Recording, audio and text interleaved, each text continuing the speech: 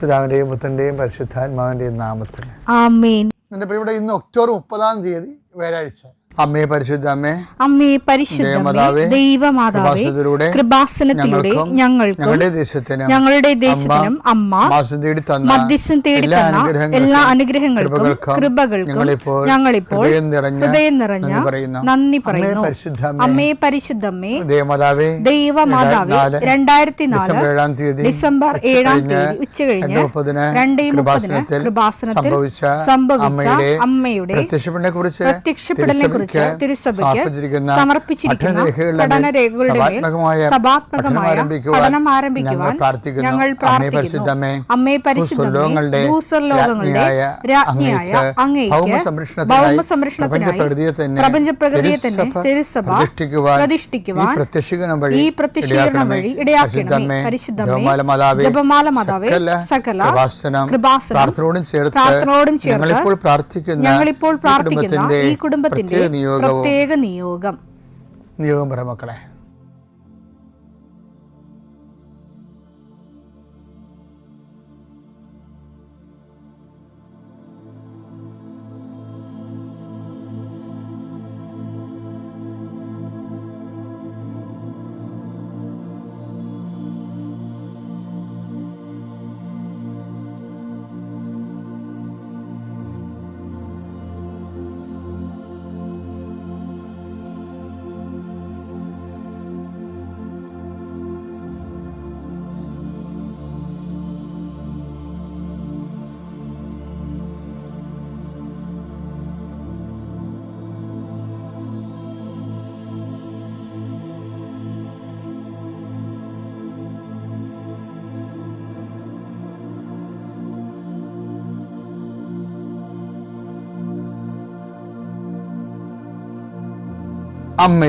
അമ്മയുടെ പ്രത്യക്ഷീകരണത്തിന്റെ ഈ അനുഗ്രഹവേളയിൽ ഞങ്ങൾക്ക് സാധിച്ചു തരുവാൻ കനിയണമേ. ആമേൻ. വിശ്വാസ പ്രമാണം. സർവശക്തനായ പിതാവും ആകാശത്തിന്റെയും ഭൂമിയുടെയും സൃഷ്ടാവുമായ ദൈവത്തിൽ ഞാൻ വിശ്വസിക്കുന്നു. അവിടുത്തെ ഏകപുത്രനും ഞങ്ങളുടെ കർത്താവുമായ ഈശോമിശിഹായിലും ഞാൻ വിശ്വസിക്കുന്നു. ഈ പുത്രൻ പരിശുദ്ധാത്മാവിനാൽ ഗർഭസ്ഥനായി കന്യകാമറിയത്തിൽ നിന്ന് പിറന്ന് പൊന്തിയോസ് പീലാത്തോസിന്റെ കാലത്ത് പീഡകൾ സഹിച്ച് കുരിശിൽ തറയ്ക്കപ്പെട്ട് മരിച്ച് അടക്കപ്പെട്ട് പാതാളങ്ങളിൽ ഇറങ്ങി മരിച്ചവരുടെ ഇടയിൽ നിന്ന് 3-ാം നാൾ ഉയർത്ത് സ്വർഗത്തിലേക്ക് എഴുന്നള്ളി സർവശക്തിയുള്ള പിതാവായ ദൈവത്തിന്റെ വലതുഭാഗത്തിരിക്കുന്നു. അവിടെ നിന്ന് ജീവിക്കുന്നവരെയും മരിച്ചവരെയും വിധിക്കുവാൻ വരുമെന്നും ഞാൻ വിശ്വസിക്കുന്നു. പരിശുദ്ധാത്മാവിലും ഞാൻ വിശ്വസിക്കുന്നു. വിശുദ്ധ കത്തോലിക്കാ സഭയിലും പുണ്യവാന്മാരുടെ ഐക്യത്തിലും പാപങ്ങളുടെ മോചനത്തിലും ശരീരത്തിന്റെ ഉയർപ്പിലും നിത്യമായ ജീവിതത്തിലും ഞാൻ വിശ്വസിക്കുന്നു. ആമേൻ. സുഖസ്ഥനായ ഞങ്ങളുടെ പിതാവേ, അങ്ങയുടെ നാമം പൂജിതമാകണമേ. അങ്ങയുടെ രാജ്യം വരണമേ. അങ്ങയുടെ തിരുമനസ് സ്വർഗത്തിലെ പോലെ ഭൂമിയിലും ആകണമേ. അന്നു വേണ്ടുന്ന ആഹാരം ഇന്ന് ഞങ്ങൾക്ക് തരണമേ. ഞങ്ങളോട് തെറ്റ് ചെയ്യുന്നവരോട് ഞങ്ങൾ ക്ഷമിക്കുന്നത് പോലെ ഞങ്ങളുടെ തെറ്റുകൾ ഞങ്ങളോടും ക്ഷമിക്കണമേ. ഞങ്ങളെ പ്രലോഭനത്തിൽ ഉൾപ്പെടുത്തരുതേ, തിന്മയിൽ ഞങ്ങൾ രക്ഷിക്കണമേ. ആമേൻ. നന്മ നിറഞ്ഞ മറിയമേ, സ്വസ്തി. കർത്താവ് അങ്ങയുടെ കൂടെ സ്ത്രീകളിൽ അങ്ങ് അനുഗ്രഹിക്കപ്പെട്ടവളാകുന്നു. അങ്ങയുടെ ഉദരത്തിൻ ഫലമായി ഈശോ അനുഗ്രഹിക്കപ്പെട്ടവനാകുന്നു. പരിശുദ്ധ മറിയമേ, തമ്പുരാന്റെ അമ്മേ, പാപികളായ ഞങ്ങൾക്ക് വേണ്ടി ഇപ്പോഴും ഞങ്ങളുടെ മരണസമയത്തും തമ്പുരാനോട് അപേക്ഷിക്കണമേ. ആമേൻ. കർത്താവേ, നിന്റെ ഉന്നതമായ നാമത്തിന് സ്തോത്രം ചെയ്യുന്നു. കർത്താവേ, നിന്റെ വിശുദ്ധ പൗരോഹിത്യത്തെ മഹത്വപ്പെടുത്തണമേ. കർത്താവേ, സഭയിലുള്ള സാന്നിധ്യം പ്രകടമാക്കണമേ. 39 വർഷം ഞാൻ അർപ്പിച്ച കൃപാന്റെ യുഗതിയാൽ കൃപാസ്ഥാനത്താറെ ജീവനോടെ പ്രത്യക്ഷപ്പെട്ട പരിശുദ്ധമ്മയുടെ മാധ്യസ്ഥതയിലെ ഞാൻ അങ്ങയുടെ മക്കളെ ആശീർവദിക്കുന്നു. ഈശോ, ഏതെങ്കിലും പ്രത്യേക കാര്യങ്ങൾക്ക് വേണ്ടി രാത്രി ഉറങ്ങാതെ വിഷമിച്ചിരിക്കുന്നവരുണ്ടെങ്കിൽ ഈശോ അങ്ങയുടെ തിരുമുറുവാന്ന വലതുകരം കൊണ്ട് ഇപ്പോഴവരെ തൊടണം. ഈശോയെ, ഞാൻ 39 വർഷം അർപ്പിച്ച കൃപാന്റെ യുഗതിയാൽ അവരെ തൊടണം. കൃപാസനത്തിൽ അണമുറിയാതെ നടക്കുന്ന ഉടമ്പടി ആരാധനകളുടെ ശക്തിയാൽ അവർ കർത്താവിൻ്റെ നാമത്തിൽ ശക്തി പ്രാപിക്കട്ടെ. എൻ്റെ മക്കളെ, ജോലിയില്ലാത്തവർ, വീട്ടിൽ സമാധാനം ഇല്ലാത്തവർ, വീട് വെക്കാൻ പറ്റാത്തവർ, അതിനുള്ള സാമ്പത്തികം ഒരുങ്ങി കിട്ടാത്തവർ, ആരും സഹായിക്കാനില്ലാത്തവർ, കൊടിയ രോഗങ്ങളും കുടുംബ ബാധ്യതകളും ആൺമക്കൾക്കും പെൺമക്കൾക്കും വിവാഹ തടസ്സങ്ങളുള്ളവർ, എങ്ങനെ ജീവിക്കും കർത്താവേ, എങ്ങനെയൊക്കെ ഇത് അവസാനിക്കുക, എൻ്റെ കണ്ണടയിൽ മുമ്പ് ഇതിനൊക്കെ ഒരു സമാധാനം ഉണ്ടായാൽ മതിയെന്ന് വിചാരിച്ച് ദീർഘനിശ്വാസത്തിൽ പ്രാർത്ഥിക്കുന്ന അമ്മമാരെ കാണുന്നുണ്ട് ഈശോയെ. അവിടെ സങ്കടങ്ങളെ നീ ഏറ്റെടുക്കണമെന്ന് പ്രാർത്ഥിക്കുന്നു. ഞങ്ങൾ അടിയറ വെക്കുന്ന ഈശോയെ, ഞങ്ങൾക്ക് തീർച്ചയായിട്ടും കഴിവുകേട് തന്നെയാണ്. ഞങ്ങൾ ആശ്രയിക്കുന്നത് നിൻ്റെ കൃപയിലാണ്, ഞങ്ങളുടെ കഴിവിലല്ല. ദൈവമേ, ഇപ്പോൾ ലക്ഷക്കണക്കിന് മനുഷ്യർ, 5 ലക്ഷത്തോളം മനുഷ്യർ പങ്കെടുത്ത് പ്രാർത്ഥിച്ച കോടിക്കണക്കിന് ജപമാലയില്ല ഈശോയെ. അതെല്ലാം ഏതെങ്കിലും തരത്തിൽ വിഷമം അനുഭവിക്കുന്നവർക്ക് വേണ്ടി, ഈ പ്രാർത്ഥന കേൾക്കുന്നവർക്ക് വേണ്ടി ഞാൻ കാഴ്ചവെക്കുകയാണ്. അവരെ ഈ പ്രാർത്ഥന കൊണ്ട് നീ വീണ്ടെടുക്കണം കർത്താവേ. പ്രത്യേകിച്ച് ആരും സഹായിക്കാനില്ലാത്തവർ, സഹായിക്കാനുണ്ടെങ്കിലും അവിടെ കാര്യങ്ങളൊന്നും നീങ്ങാത്തവരുണ്ട് ഈശോ. ജീവിതം ഇങ്ങനെ മുരടിച്ച് നിൽക്കുന്നവരുണ്ട് ഈശോ.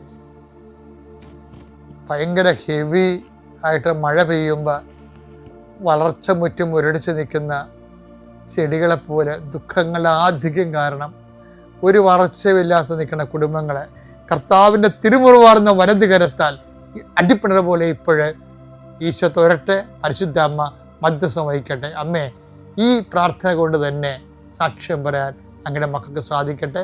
നിത്യം പിതാവും പുത്രനും പരിശുദ്ധാത്മാവിനും നീക്കും. ആമേൻ.